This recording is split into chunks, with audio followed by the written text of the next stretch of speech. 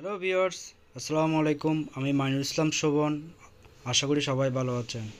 আজকে আপনাদেরকে Asus Pro P1440FA ল্যাপটপের M.2 কীভাবে আপগ্রেড করবেন ওইটা দেখাবো।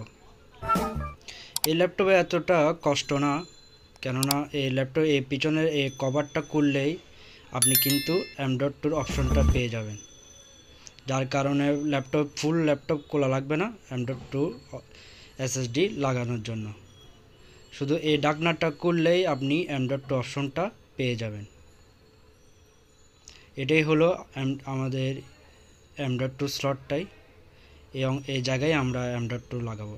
এখন আমরা আজকে এই ল্যাপটপে ট্রান্সেন 128GB NVMe SSDটা লাগাবো, M.2 SSDটা লাগাবো।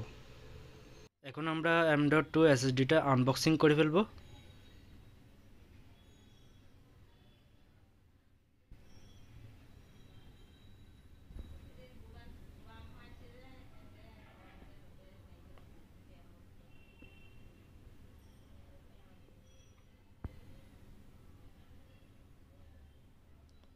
এ হলো আমাদের ট্রান্সেন 128GB M.2 NVMe SSD।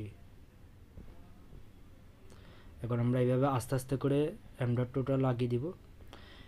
M.2 এই ল্যাপটপের ক্ষেত্রে M.2 লাগানোর সময় কোনো স্ক্রুর প্রয়োজন নেই, আপনি হালকা প্রেস করে এটা লগের মাধ্যমে আটকে যাবে। তারপর আমরা এই কভারটা লাগিয়ে নিব। ভিডিওটি অবশ্যই ভালো লাগলে একটা লাইক দিবেন। আপনি যদি আমাদের চ্যানেল নতুন হয়ে থাকেন এবং এরকম আরও টেকনোলজি ভিডিও পেতে অবশ্যই আমাদের চ্যানেল সাবস্ক্রাইব করে রাখবেন। পাশে থাকা বেল আইকনটি প্রেস করে রাখবেন। আমরা পাওয়ার দিয়ে এখন চেক করে নিচ্ছি।